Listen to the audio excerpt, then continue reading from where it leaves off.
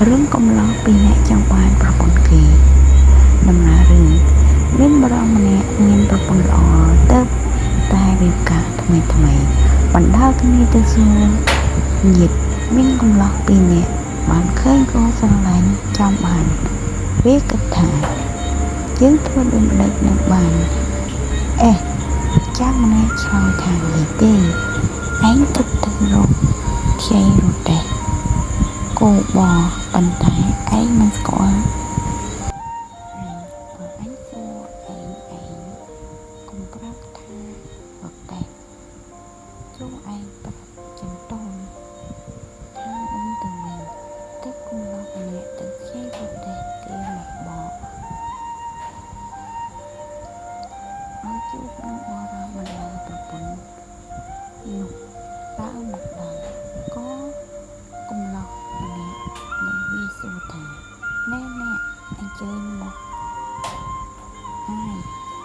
ឈប់និយាយគ្នាលេងមិនទៅសិនបរិសការប្រពន្ធថ្មីក៏ចូលទៅអង្គុយលេងលោកកំឡោះម្នាក់បោប្រទេសមកដល់វាធ្វើជាសួរថានេះហៅអ្វីអ្នកបរិសប្តីប្រពន្ធឆ្លើយប្រាប់ថាគេហៅរទេះ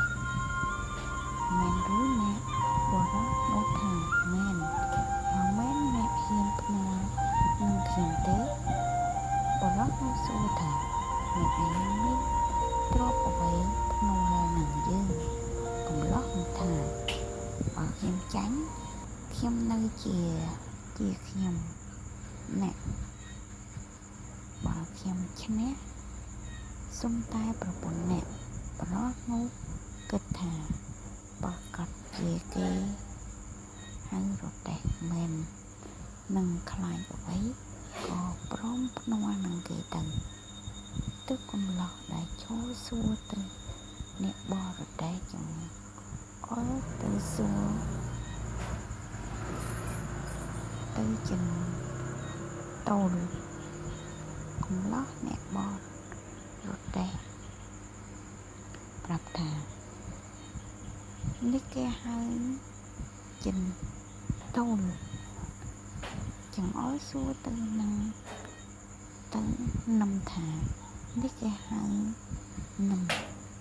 នេះគេហៅទុកនេះគេហៅត្រីនេះគេហៅប្រែកនេះគេហៅកង់នេះគេហៅខ្នងកង់នេះហៅត្រោ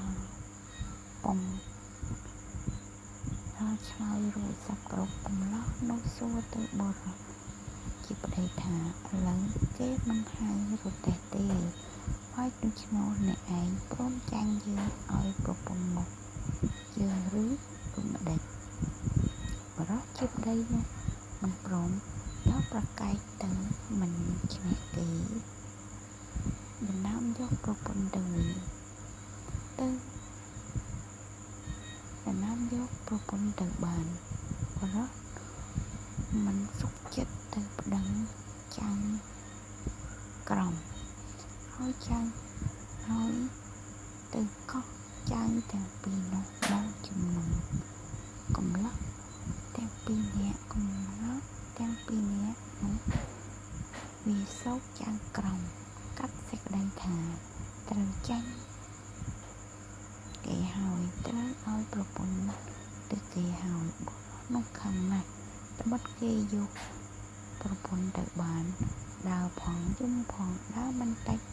ទៅប្រទេសសុភាទន្សាយសួរថាថ្មីបានជា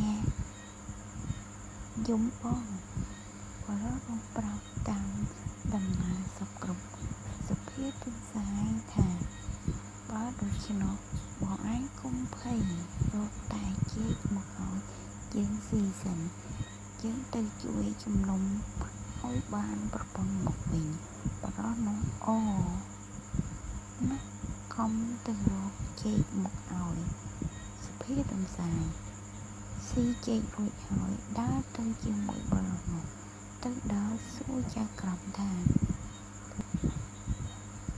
លោកកាត់សេចក្តីគេនោះ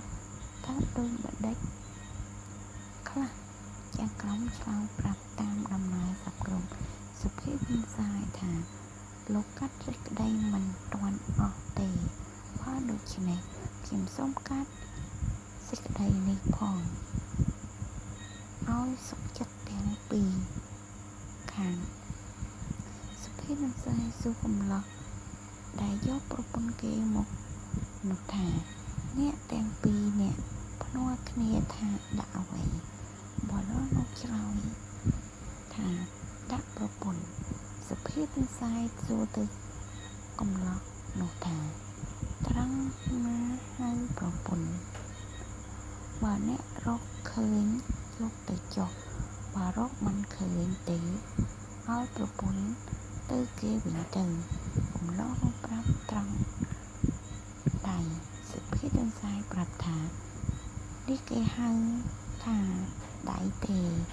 វាប្រាប់ត្រង់ជើងសុភាទន្សាយថានេះគេហៅជើងទេវាចាប់ត្រង់នេះក៏ថាមិនមែនត្រង់នោះក៏ថាមិនមែនហើយប្រាប់ថារួចទាំងអស់គ្នាទៅគេហៅប្រពន្ធឯរទេះក៏ដូចគ្នាគឺគេហៅចិនតូលនំទុកត្រីប្រៃក្នុងត្រពងរួមទាំងអស់នេះ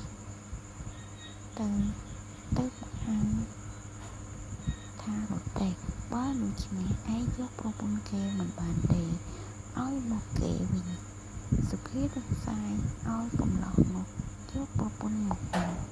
សុភាទន្សាយស្ដីឲ្យលោកចៅក្រមថាបងកាត់សេចក្តីនេះស៊ីតែសំណុកគេគ្មានត្រង់តាមព្រះច្បាប់សោះបុរសនោះប្រាប់ប្រពន្ធមកវិញក៏អរណាស់លើកដៃសំពះសុភាទន្សាយថាលោកបងកាត់សេចក្តីនេះពេញហើយត្រង់ហើយឲ្យលោកបានសម្បត្តិសួគ៌និព្វាន